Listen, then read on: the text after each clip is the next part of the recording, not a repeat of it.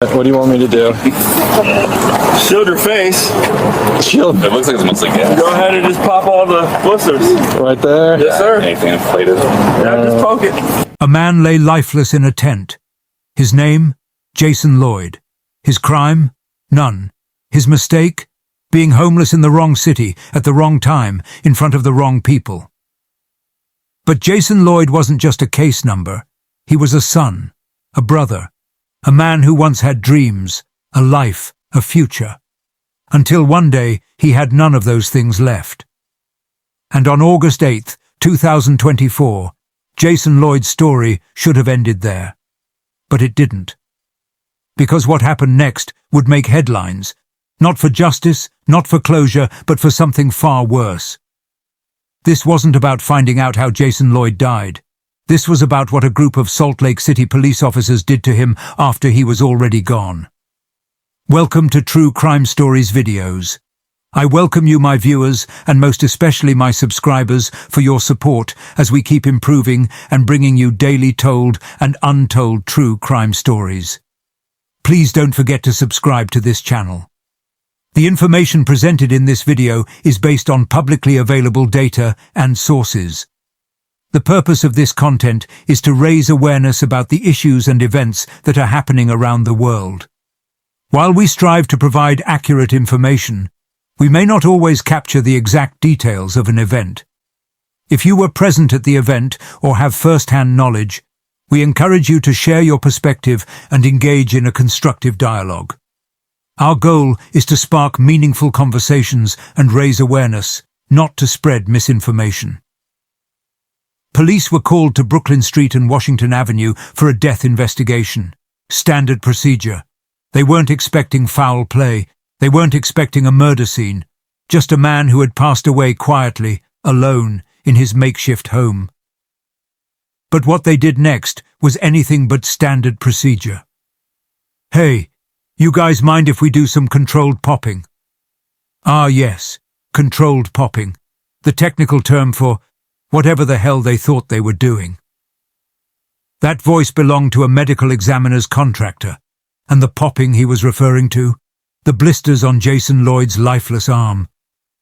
Now, if you're already thinking, wait, did they just say they wanted to pop this man's blisters? Congratulations, you're still a decent human being, unlike some of the people in this story. A hand extends, offering something small, metallic, glinting under the harsh glare of a flashlight. And that's a utility knife, not exactly standard police equipment for handling the deceased. The contractor hands it over to a young, eager officer in training. His name? Dakota Smigel, fresh-faced, new to the force, probably still figuring out how to file his own reports. And what does he do? He asks the only logical question left in this situation. Wait, is this a prank? Ah, Dakota. Sweet, naive Dakota. You were asking the right questions. You just didn't have the right answers.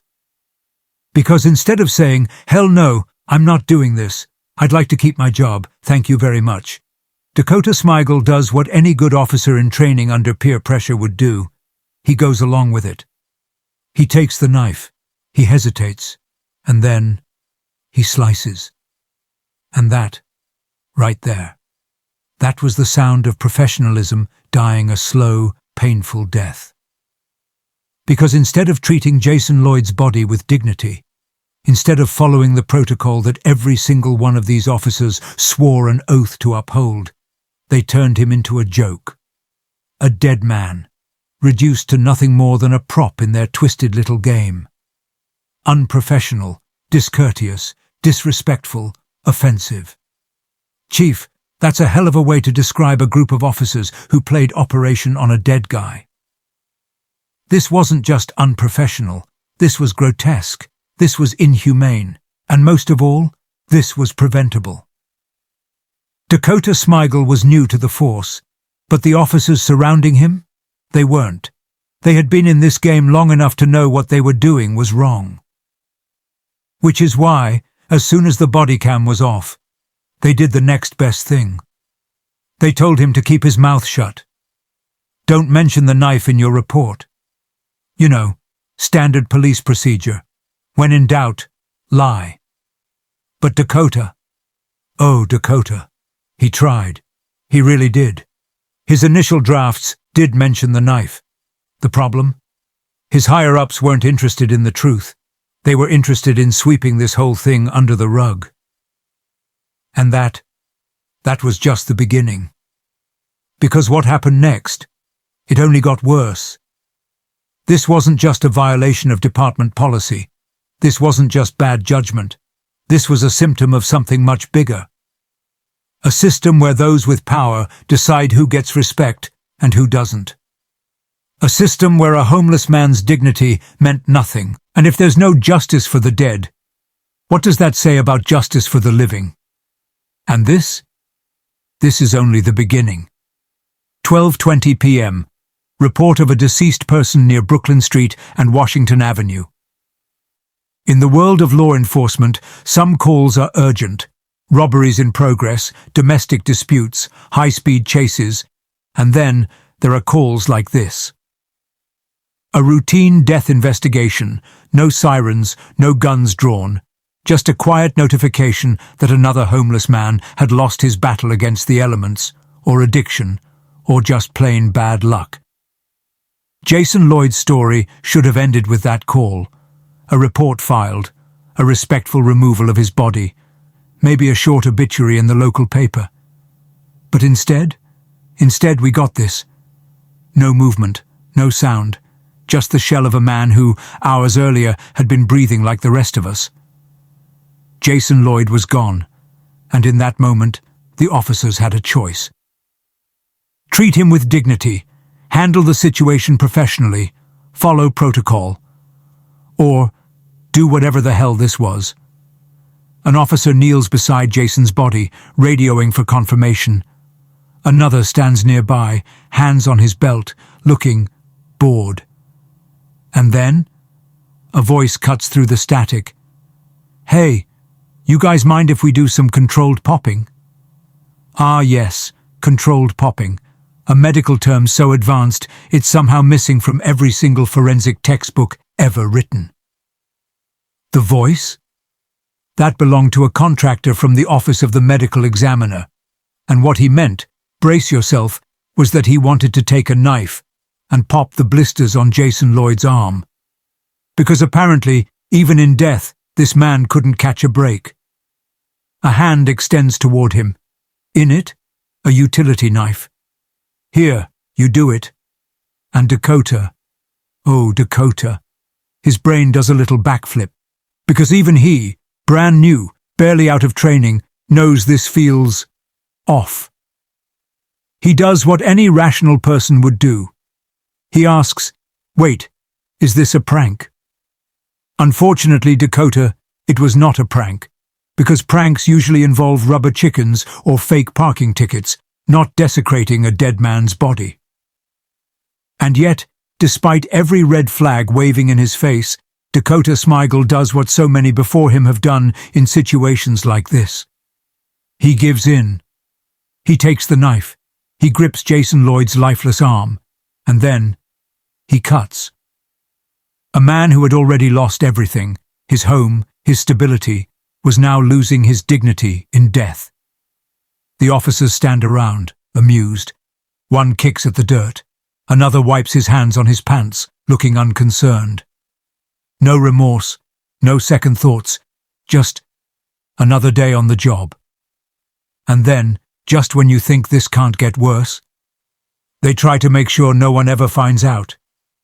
Don't mention the knife in your report. Dakota actually tried to do the right thing. His initial report did include the knife incident. But his superiors? Oh, they were not having it. So, one corrected draft later, the story was adjusted, smoothed over, made to look a little less horrifying. Until finally, Jason Lloyd was just another dead homeless man. No controversy, no scandal. At least, that was the plan. But plans don't always go the way they're supposed to, because what these officers forgot is that body cams don't lie. And when the footage was released to the public, everything unraveled. For months, Jason Lloyd's family had no idea what had happened to him. They only knew that he was gone, that they couldn't even have an open casket at his funeral because of the state he was found in.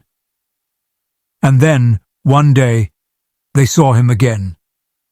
Not in a peaceful obituary, not in a fond memory, but in a police bodycam video.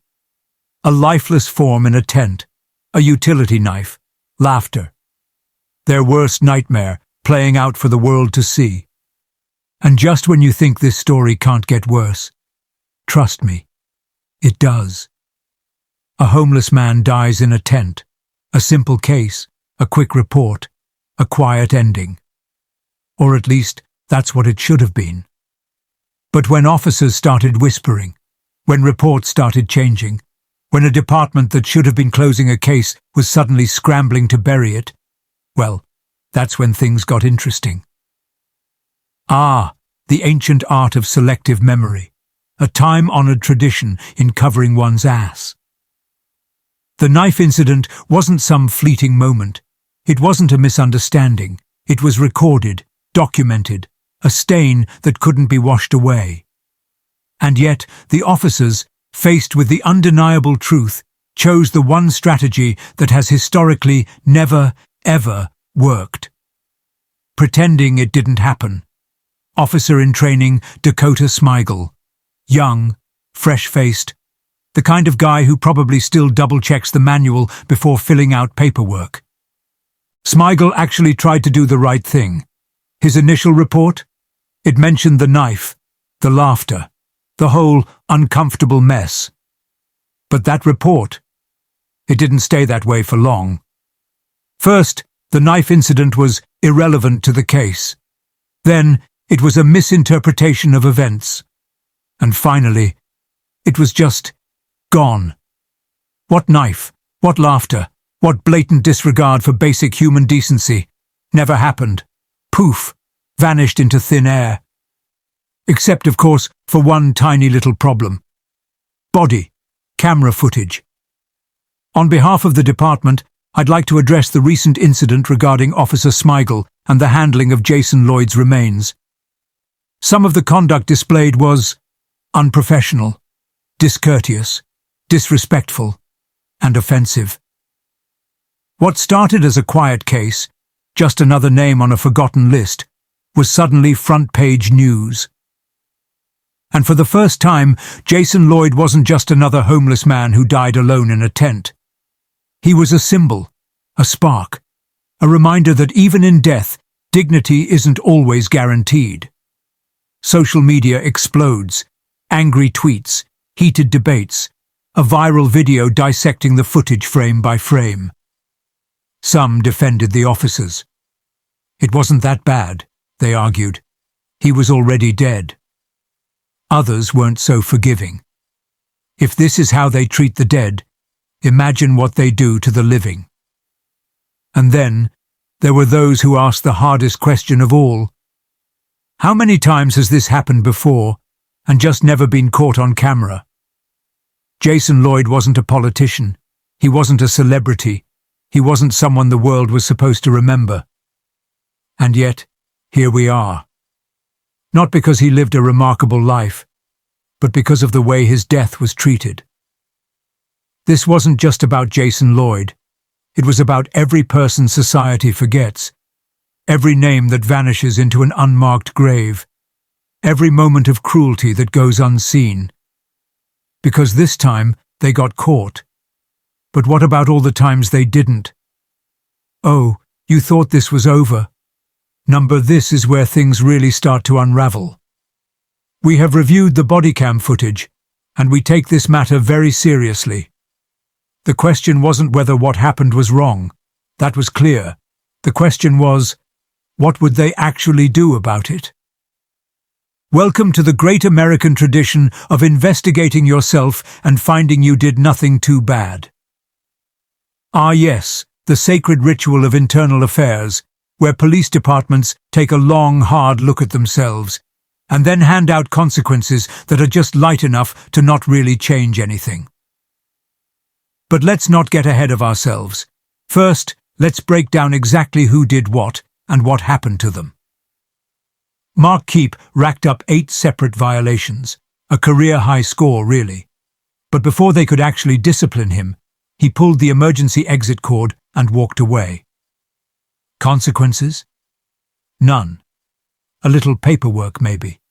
A farewell email, probably. But real accountability? Not so much. Paul Mullinax, the slap on the wrist. For context, forgetting to submit paperwork on time gets you about the same punishment. But sure, let's call this discipline.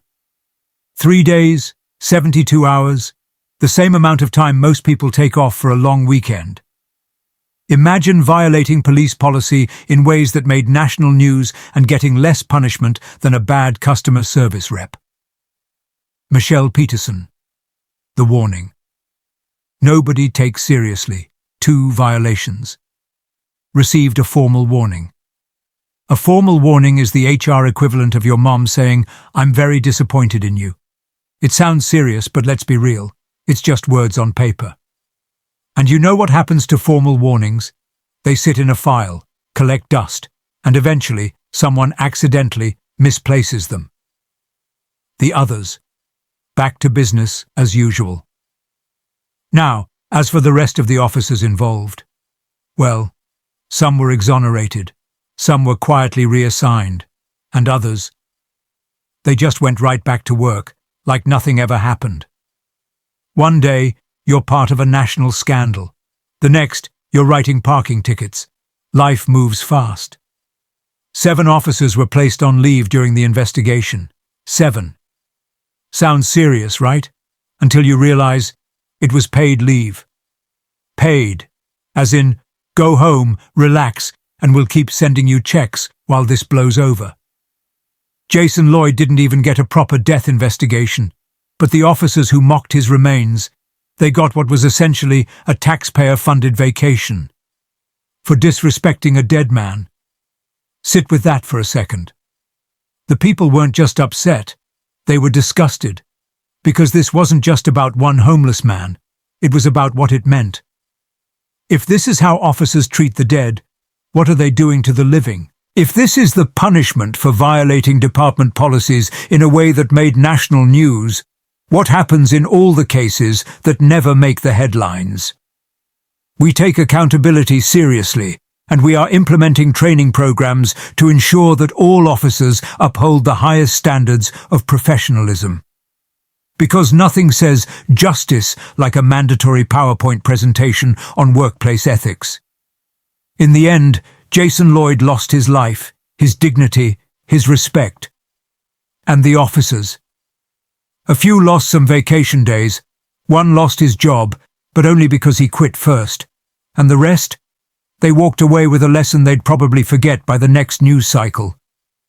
So here's the real question. Was justice actually served?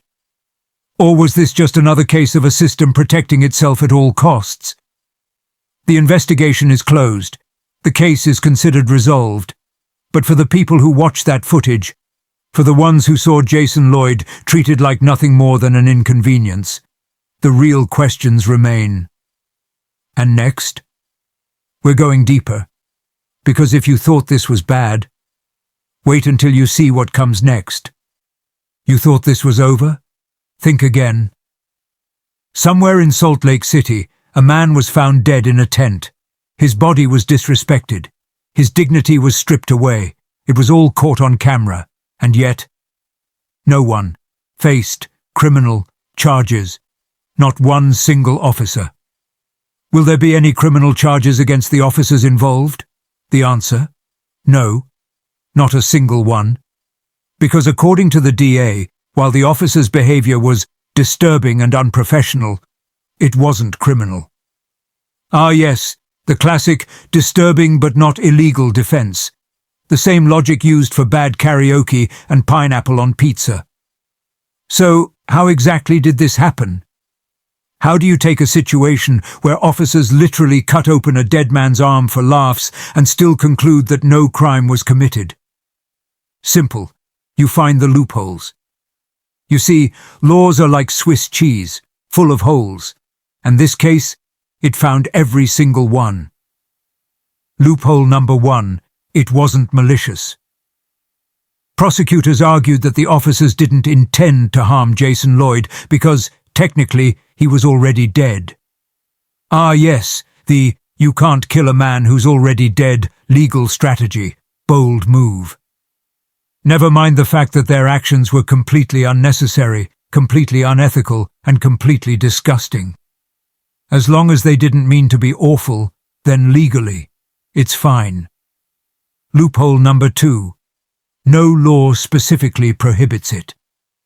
In many states, there are laws against desecrating a corpse, but in Utah, not so much. The officers didn't steal from Jason Lloyd. They didn't move his body in a way that violated any existing code.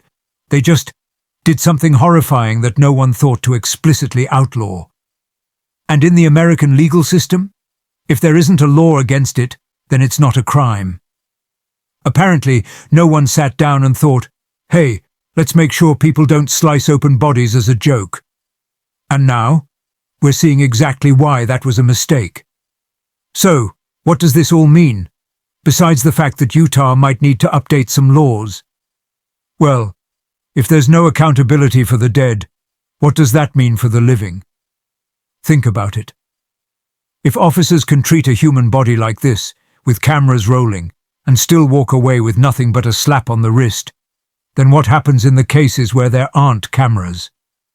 What message does this send to law enforcement officers everywhere? Because if this is the precedent, then what's stopping it from happening again? Legal experts wasted no time weighing in. Some say the case reveals major gaps in state laws. Others argue that the DA's office could have filed charges under abuse of a corpse laws from neighboring states, but chose not to. And then there are those who say this isn't a legal failure at all. It's a cultural one. Because sure, maybe this wasn't technically illegal, but was it right? Was it moral? Or are we just so used to letting police do whatever they want that we've stopped expecting consequences altogether? Then there's another angle. Because at the heart of this case isn't just police misconduct, it's something bigger. Jason Lloyd wasn't a politician. He wasn't a CEO. He wasn't someone society sees as important. He was homeless. And for far too many people, that made him disposable. Advocates for the homeless weren't just outraged by what happened to Jason Lloyd. They were outraged by the system that let it happen in the first place. Because this isn't just about one man. It's about all the Jason Lloyds out there. The ones who die alone, in the shadows, with no one to fight for them. The ones who are treated as less than human, alive or dead, and the ones whose dignity is only restored after they've become a headline. So, here we are. A body in a tent. A scandal on camera. A public outraged. And yet, no one held accountable. And so we ask again, does justice even exist if it's optional? Does accountability mean anything if it's only enforced when convenient? Or is this just another case of the system protecting its own? This case isn't just about one man, it's about all the others. And next, we're going to break down exactly why this keeps happening, and what, if anything, can be done to stop it. We've seen the footage. We've read the reports. We know the scandal, the outrage, the debate. But here's what we don't talk about enough. The man at the center of it all. Jason Lloyd. Not the homeless guy. Not the body in the tent. A man, a brother, a son. And before the world knew his name for all the wrong reasons, he had a life. Jason Lloyd wasn't born on the streets. He wasn't always a name on a coroner's report. He was someone who mattered. Who was Jason Lloyd? Heather Fisher remembers him as her protector. Growing up, he was the kid who made sure she never walked home alone. The one who snuck her candy before dinner. The one who made stupid jokes just to see her smile. He was her big brother, and she still can't believe he's gone. "I don't care what anyone says about him," Heather says. "To me, he was family, and he deserved better than this." Like so many others, Jason's path to homelessness wasn't a single bad decision. It wasn't laziness. It wasn't some moral failing. It was a spiral. A domino effect of things beyond his control. You lose a job. You fall behind on rent. You sleep on a friend's couch, then a car, then nowhere. You try to pull yourself back up, but every door slams in your face. And one day, you wake up in a tent, and society decides you don't matter anymore. Losing a loved one is hard enough. Losing a loved one like this, it's unbearable. The way Jason's family found out about his death wasn't from a phone call, not from a respectful knock on the door, but from the internet. A video, a viral moment, their brother, their son, being treated like a joke. No goodbye, no dignity, just footage of a man they loved, being mocked in death. Heather Fisher wanted an open casket. She wanted to see her brother one last time. But after what happened to Jason's body, that wasn't possible. "We weren't even allowed to have an open casket," Heather says. "Now our closure is watching him be mocked on a bodycam." Imagine that. Your last memory of someone you love, reduced to a grotesque joke on a police video. Heather and her family didn't just lose Jason. They lost the chance to grieve him properly. They lost the right to remember him as he was, before the world turned him into a spectacle. Here's the uncomfortable truth. If Jason Lloyd had been anyone else, someone with money, with influence, with power, this would have never happened. If Jason Lloyd had been a politician, a celebrity, or even just an average middle-class citizen, there would have been outrage before the footage even leaked. But because Jason was homeless, people had to be convinced to care. Think about that. Think about how much suffering gets ignored until there's a video. Think about how many Jason Lloyds are out there, dying in the shadows, unnoticed, unimportant, forgotten. Jason Lloyd wasn't an anomaly. He was a statistic in a system designed to forget people like him. Because that's the reality of homelessness in America. We don't see them as people. We see them as problems, as eyesores, as someone else's issue. We criminalize them for existing in public spaces. We push them further and further to the margins, out of sight, out of mind. Until something like this happens. And suddenly, everyone asks, how could this be allowed? Jason Lloyd wasn't a saint. He wasn't perfect. He was human. And that should have been enough. Enough to deserve dignity. Enough to deserve respect. Enough to deserve more than becoming another forgotten casualty of a broken system. But if the world won't give him that respect in life, we can at least give it to him now. By remembering his name. By acknowledging his story. By making sure that what happened to him doesn't happen to someone else.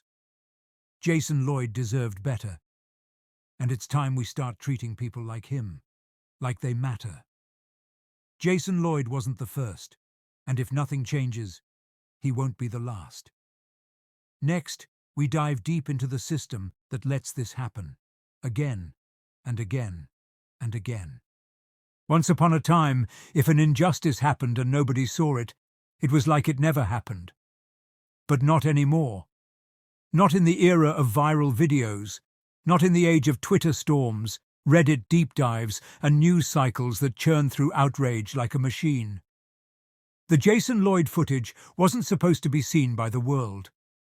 But the moment it leaked, the internet did what it does best. It spread like wildfire. And suddenly, a homeless man, who had been invisible in life, became unignorable in death. The internet had one question. How? How did this happen? And why weren't the officers facing real consequences? It wasn't just activists or watchdog groups calling it out. It was everyday people. People who had never met Jason Lloyd. People who didn't even know homelessness was this bad. People who suddenly saw, in brutal clarity, just how little respect was given to those who had already lost everything. The hashtag started trending within hours. Justice for Jason. Dignity in death. Hold them accountable. Twitter became a battleground. News outlets picked up the story. Reddit exploded with threads analyzing every second of the footage. And the more people watched, the angrier they got. But here's the thing about public outrage. It's loud, it's intense, and then it fades. Think about it. How many times have we seen a scandal blow up online, only to disappear when the next big thing comes along? For a moment, it seemed like this case would be different. That maybe, just maybe, this time there would be real consequences. But the reality, well, let's just say history isn't great at holding people accountable. Jason Lloyd wasn't the first. And, let's be honest, he won't be the last. We've seen this pattern before. A shocking video, a wave of public outrage, investigations, maybe some suspensions, maybe even a resignation or two. And then? Nothing. A few months pass, and the world moves on. Remember the case of Kelly Thomas, the homeless man beaten to death by police in 2011. The officers were caught on tape. The trial made headlines, and yet they were acquitted. Or what about Daniel Prude? He died after being restrained by police while suffering a mental health crisis. The footage sparked mass protests, and yet no charges were filed. The truth is, there's a long, ugly history of people like Jason Lloyd being mistreated, abused, and discarded. And when the dust settles, the system finds a way to keep protecting its own. So what does it take for real change to happen? Because if public outrage alone was enough, we wouldn't still be having these conversations. The internet gets mad, the news covers it, and then silence until the next case. People ask, how do we fix this? But let's be honest, some people don't want it fixed. Because if they did, they'd have fixed it by now. In the weeks following the release of the Jason Lloyd footage, city officials made promises. We're reviewing our policies. We're committed to transparency. This was an isolated incident. Isolated, right, because isolated incidents sure do seem to happen an awful lot. Some cities started pushing for changes in how police interact with the homeless. Some departments introduced new training programs, more bodycam oversight, better guidelines for handling deceased individuals. But let's be real, you can't train someone to have basic human decency. At its core, this isn't just about one bad call, one unethical decision, one awful moment caught on camera. It's about a system that allows these things to happen. A system that sees the homeless as disposable. A system where officers can laugh while desecrating a dead man's body and still keep their jobs. A system that lets people look the other way because, deep down, they don't see people like Jason Lloyd as worth fighting for. So here's the real question. What happens next? Do we let this be another case that fades into the background? Or do we force the conversation to keep going? Because the uncomfortable truth is, Jason Lloyd isn't the first, and he won't be the last. Unless something changes. Unless we make it change. This wasn't just a failure of a few officers. It was a failure of an entire system. There's something unsettling about the way we move on. One week, a scandal is all over the news. People are outraged. They demand justice. And then, the next week, another scandal takes its place. It's a cycle. A predictable, exhausting cycle. And cases like Jason Lloyd's, they get buried beneath the next big headline. Let's be honest. This was never just about one man, one body, one terrible decision made in a Salt Lake City tent. This is about a culture of indifference, about what happens when authority goes unchecked. Because when you strip this case down to its core, it's not just about whether one officer made a bad call. It's about a system that allowed that officer to laugh while desecrating a dead man's body. And worse, a system that let him walk away with nothing but a slap on the wrist. If we're being really brutally honest here, Jason Lloyd never stood a chance. Not in life, not in death, and certainly not in the so-called justice system. Here's a question we don't ask enough. Should dignity in death be optional? Think about it. If Jason Lloyd had been found in a luxury apartment instead of a tent, would the officers have acted the same way? If he had been a businessman instead of a man without a home, would his body have been treated with the same carelessness? Or does society only grant dignity to those it deems worthy of it? Because that's the uncomfortable truth, isn't it? People like Jason Lloyd, people living on the margins, don't get the same considerations as everyone else. In life, they are ignored, and in death, they are disposable. And as long as that reality exists, cases like this will keep happening.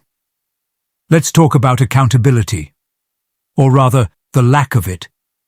Because if you or I had done what these officers did, we'd be facing charges. But when it's someone with a badge, the rules suddenly change. And that's not a conspiracy theory, that's a pattern. A pattern of police misconduct, a pattern of investigations that go nowhere, a pattern of official statements that say a lot without actually saying anything. You've heard them before. We take this matter very seriously. We are reviewing our policies. This was an isolated incident. And yet, somehow, these isolated incidents just keep happening. So tell me, at what point does isolated become the norm? Maybe we're being too cynical. Maybe you think the system works just fine. But if that's the case, where was the justice for Jason Lloyd? Where was the accountability? Where was the basic human decency? Let us know in the comments. Do you think these officers should have faced criminal charges? Do you believe real justice was served? Or is this just another case of the system protecting its own? If you found this case as disturbing as we did, do us a favor. Hit that like button. It helps get the word out. And if you want more deep dives into real crime and justice, don't forget to subscribe and hit that notification bell. Because we've got more stories coming your way. And trust me, some of them are even darker than this. Until next time, stay safe, stay aware, and never stop asking questions.